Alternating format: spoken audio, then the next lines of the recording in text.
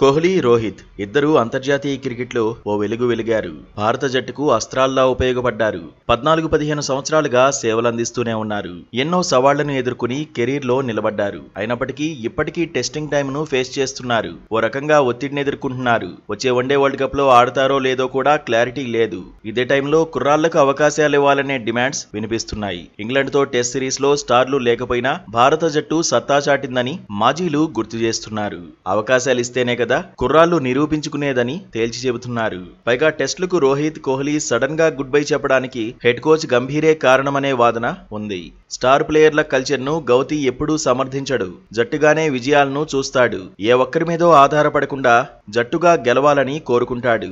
అలాంటి కల్చరే జట్టులో ఉండాలంటాడు. ప్లేయర్లు మారినా, సపోర్టింగ్ స్టాఫ్ మారినా జట్టు సంస్కృతి ముఖ్యమంటాడు. ఇంగ్లాండ్తో టెస్ట్ సిరీస్ ను లెవెల్ చేశాక కూడా అదే చెప్పాడు. కష్టపడడం, మెరుగవడమే ముఖ్యమన్నాడు. అలాంటి లక్షణాలతోనే బలమైన జట్టును తయారు చేసుకోవాలన్నాడు. మరింత మెరుగవుతూ కష్టపడితే అంతర్జాతీయ క్రికెట్లో ఎక్కువ కాలం ఆధిపత్యం చెలాయించే అవకాశము ఉంటుందన్నాడు. ఇదే సమయంలో 2027 వన్డే వరల్డ్ కప్ ప్రణాళికలపైన బీసీసీఐ గురిపెట్టింది. దీంతో మెగా ఈవెంట్ కు ముందు జరిగే మ్యాచ్ల్లో కుర్రాళ్లను పరీక్షించాలనుకుంటే మాత్రం సీనియర్లు రెస్ట్ తీసుకోవాల్సిందే. ఇప్పటికే సీనియర్లకు మ్యాచ్ ఫిట్నెస్ దొరుకుతుందా లేదా అనే చర్చ ఉంది. ఛాంపియన్స్ ట్రోఫీ తర్వాత అంతర్జాతీయ క్రికెట్ ఆడలేదు.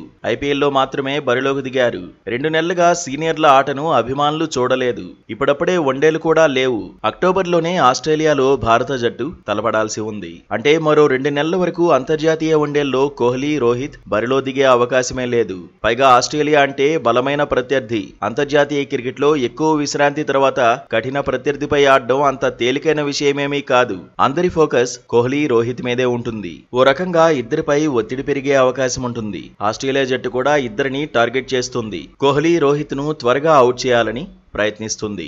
జట్టులో తీవ్రమైన పోటీ ఉన్న సమయంలో సీనియర్లుగా రోహిత్, కోహ్లీ మళ్లీ నిరూపించుకోవాల్సి వస్తుంది. బిగ్ స్కోర్లు సాధించకపోతే విమర్శలు తప్పవు.